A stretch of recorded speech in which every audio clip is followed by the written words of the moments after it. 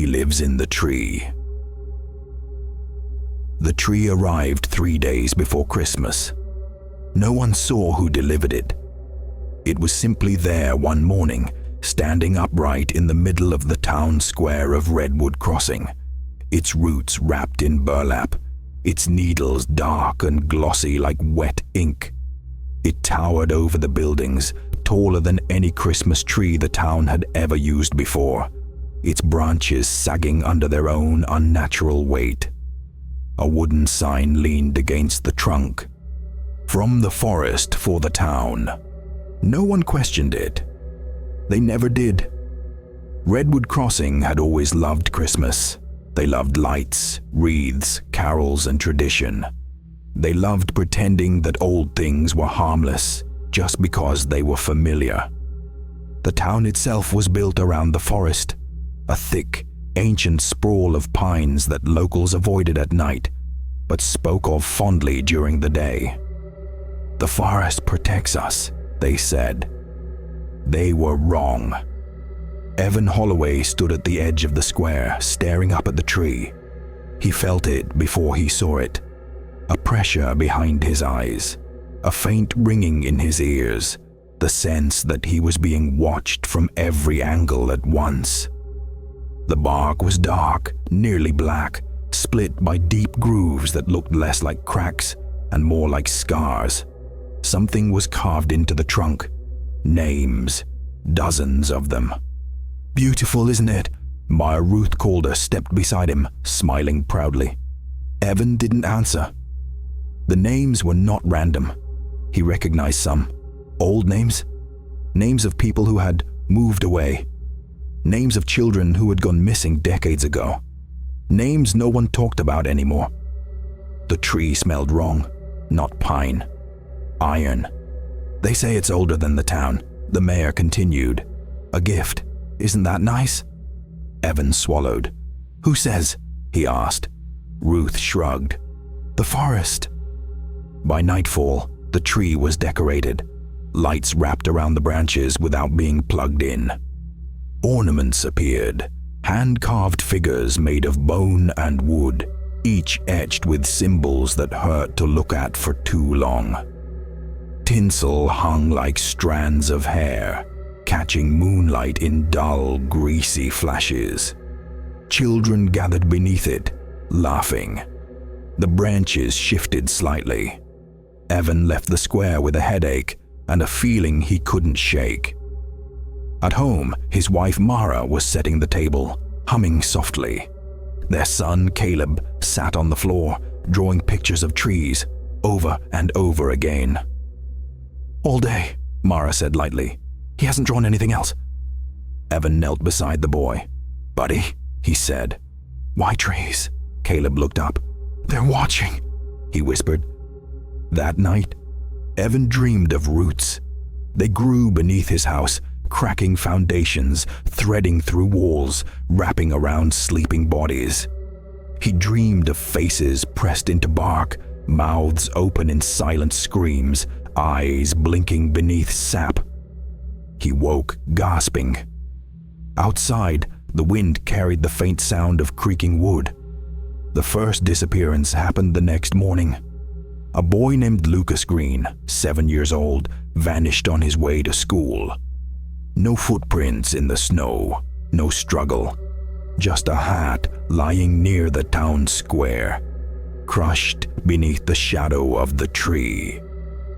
The mayor called it an accident. The town agreed. The tree stood taller. Evan returned to the square that afternoon. Up close, the tree's bark pulsed faintly, like skin over muscle. The names carved into it were deeper now, darker, as if freshly cut. A new name had appeared. Lucas Green.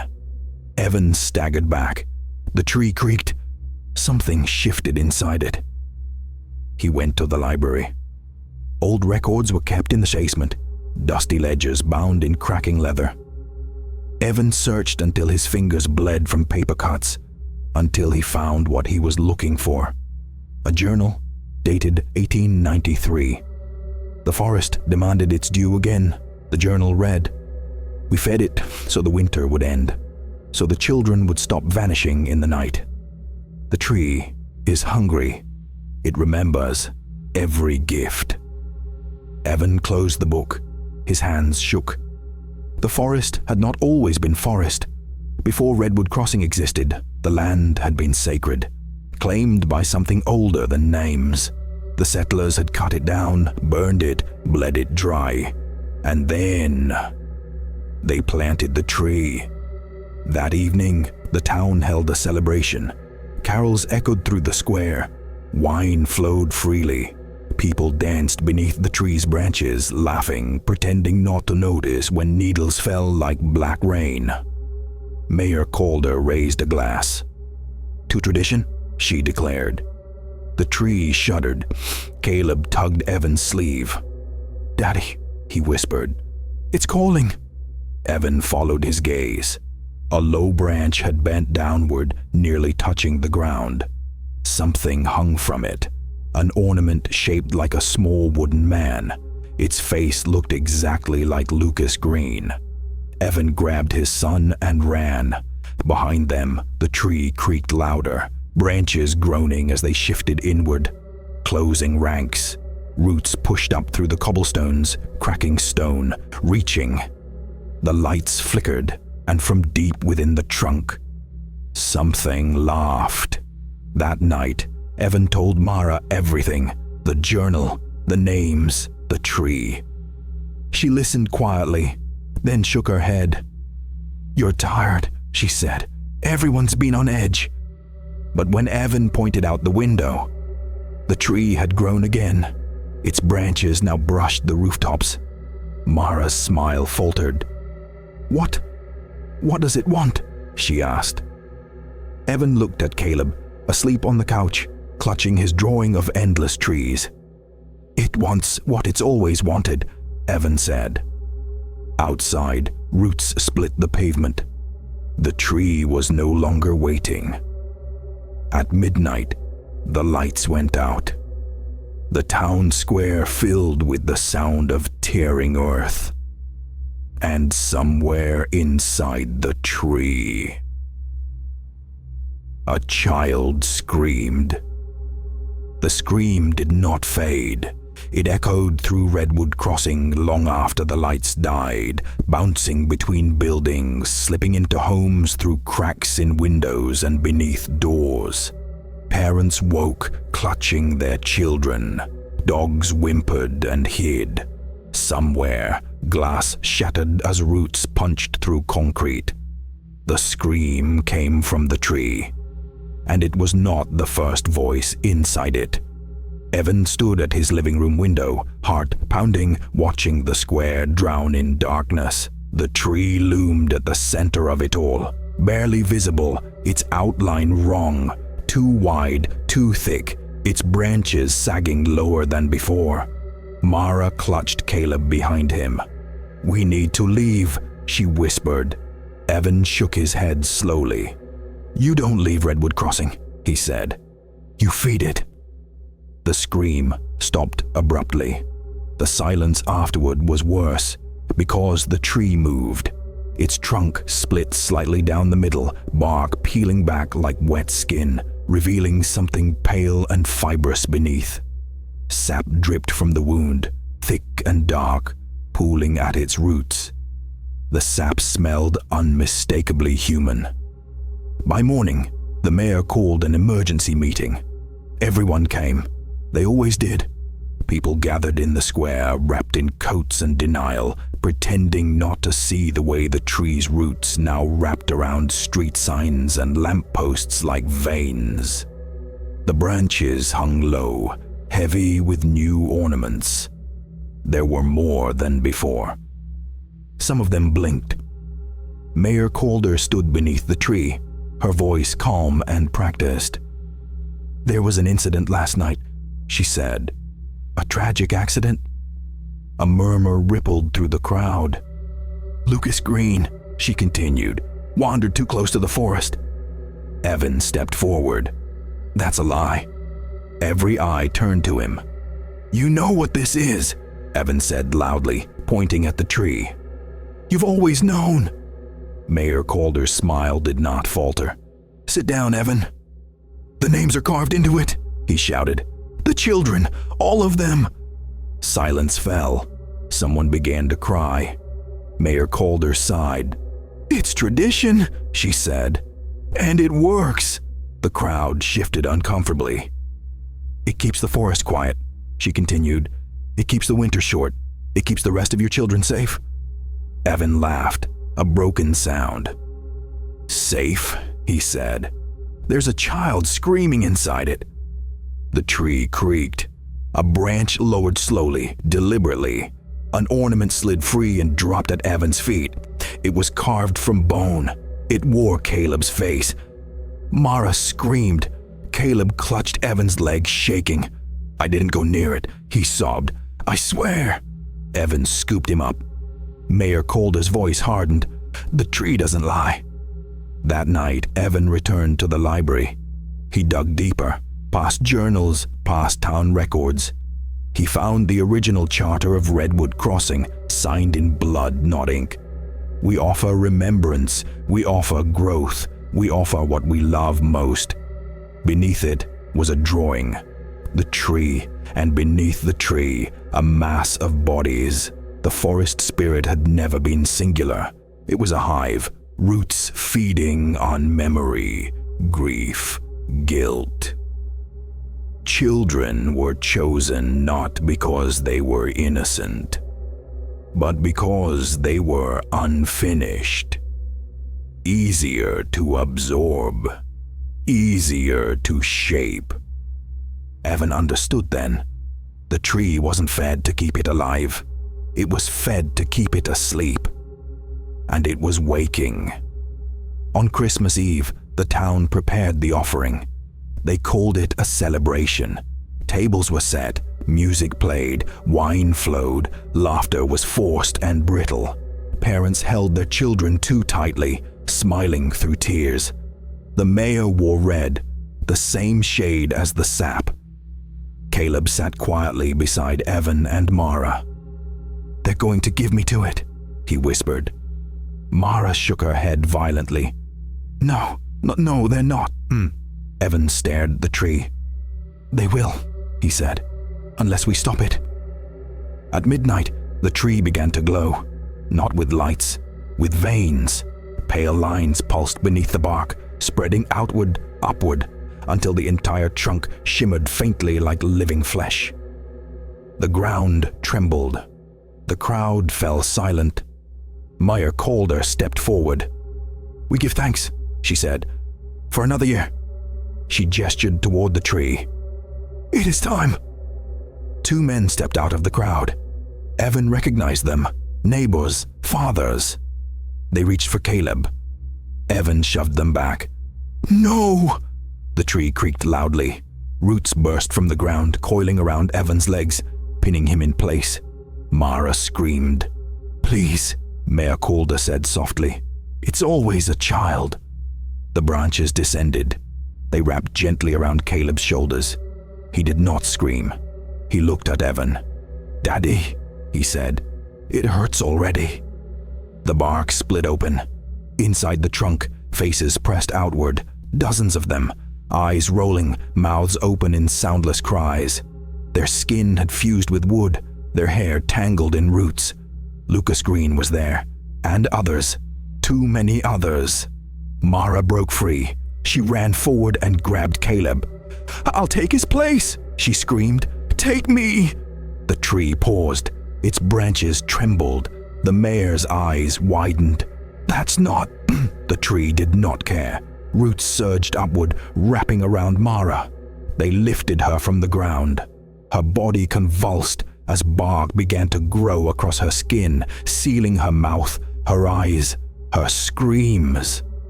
Caleb watched in silence as his mother was pulled into the trunk. The bark closed. The tree shuddered in satisfaction. The roots released Evan. He collapsed to the ground, howling. The crowd exhaled. Mayor Calder wiped tears from her eyes. "It accepted the substitute," she said quietly. It never does that. The tree stood still again. Calm, silent, but larger than before. A new name carved itself into the bark. Mara Holloway. That night, Evan dreamed of Mara. She stood inside the tree, half wood, half human, eyes open, mouth stretched in a silent scream. Roots wrapped lovingly around her. "She can still hear us," whispered the other children. "She can feel us grow." Evan woke screaming. Outside, the tree's branches scraped the rooftops. Caleb sat beside him, awake. "It's not done," the boy said calmly. "It wants more." Snow began to fall again, heavy, relentless. The forest crept closer. Roots cracked foundations. The tree leaned toward Evan's house. Inside its trunk, something shifted. The offering had only delayed it. Evan knew the truth now. The tree didn't live in the square. It lived in the town, in the people, in the silence they chose over blood. And it was done. Waiting. Redwood Crossing did not celebrate Christmas Day. Not anymore. There were lights, yes, flickering half-hearted strands strung across porches and shop windows. But no music, no laughter. The square was avoided. People kept their curtains drawn and their children close, as if proximity could protect them from roots that had begun to crawl beneath every street. The tree loomed. It breathed. Evan boarded his windows with shaking hands. Caleb watched from the couch, knees pulled to his chest, eyes tracking movements only he seemed to see. Every few minutes, he flinched, as if someone had whispered his name from inside the walls. "She's still there," Caleb said softly. Evan didn't ask who. The mayor came at dusk. She didn't knock. The door bowed inward under the pressure of roots sliding across the porch, forcing their way inside through cracks in the wood. Mayor Calder stepped through as if escorted, her shoes leaving wet, dark prints on the floor. "It's accelerating," she said. "You know that." Evan said nothing. "You disrupted the balance," she continued. "The tree accepted your wife. It shouldn't have." Her eyes flicked to Caleb. "It wants correction." "No," Evan said. Mayor Calder sighed, almost sadly. "It will take him anyway," she said, "or it will take us all." The ground shook. A low groaning sound rolled through the town as the forest pressed inward, trees bending toward Redwood Crossing, like a crowd leaning in to watch an execution. Branches scraped rooftops, roots punched through basements, wrapping around pipes and beams, tightening. The mayor smiled faintly. "You see?" That night, Evan went back to the square. He carried the journal from 1893 and a hatchet he'd found in the shed. Snow fell thickly, muffling sound, turning the town into a white grave. The tree waited. Its bark was split wide now, revealing layers of pale wood shot through with veins. Faces pressed outward, Mara's among them, eyes open, aware. Evan raised the hatchet. The first strike barely chipped the bark. The second caused the tree to shudder violently. A scream tore free from inside it, dozens layered together, harmonizing in agony. Evan dropped the hatchet, clutching his ears as blood trickled from his nose. The tree laughed. Not a sound. A vibration. Roots burst from the ground and wrapped around Evan's legs, lifting him effortlessly. The bark peeled back further, opening like a mouth. Inside, the truth waited. The interior of the tree was not hollow. It was full. Bodies fused together into a single living mass, limbs grown into wood, spines curved into rings. Children, adults, elders, generations absorbed and preserved, their memories feeding the thing at the center. A heart, huge, knotted, beating slowly. Mara's face turned toward him. Her mouth did not move. Don't let it take him, she said inside his head. Evan sobbed. I don't know how to stop it. The heart pulsed. You don't feed it, Mara replied. You starve it. Roots tightened. The tree leaned closer, branches lowering like grasping arms. The mayor appeared at the edge of the square, flanked by townsfolk, faces pale, eyes empty. Finish it, she called. Give it what it wants. The heart quickened. Evan looked at the journal. At the final entry, if the offering stops, the forest will reclaim what was stolen. There will be nothing left. He understood. The town itself was the bargain. Evan laughed, a broken, hysterical sound. You don't want him, he said to the tree. You want us. The roots hesitated. He shouted louder, voice carrying across the square. You want everything? He tore the journal open and read aloud, shouting the old words into the snow. Names poured from his mouth, every name carved into the bark, every name the town had buried and forgotten. With each name, the tree convulsed. The heart faltered. The forest answered. A wind rose, not cold but heavy, laden with rot and loam. Trees at the edge of town uprooted themselves, dragging soil and stone behind them as they surged forward. The mayor screamed. This isn't how it's done. Evan kept reading. Roots ripped free from houses. Walls collapsed. The square cracked open as the forest reclaimed the land beneath it. Buildings sank into the earth, swallowed by soil and roots, their lights flickering out one by one. The tree screamed, a sound like splitting mountains. Caleb appeared at the edge of the square. Dad! He shouted. Evan turned, horror surging. Run! He screamed. Caleb shook his head. It's okay, he said. Mom says it has to end. The heart burst. Sap sprayed outward like blood, coating the square.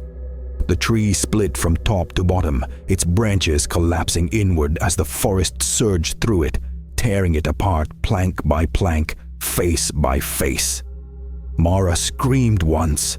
Then she was gone. So were the others. The ground opened. Redwood Crossing sank. Not all at once. Slowly. Buildings folded inward, streets crumbling, the town dragged beneath the soil as the forest closed over it, like a wound knitting shut. Evan grabbed Caleb and ran. The earth buckled beneath them.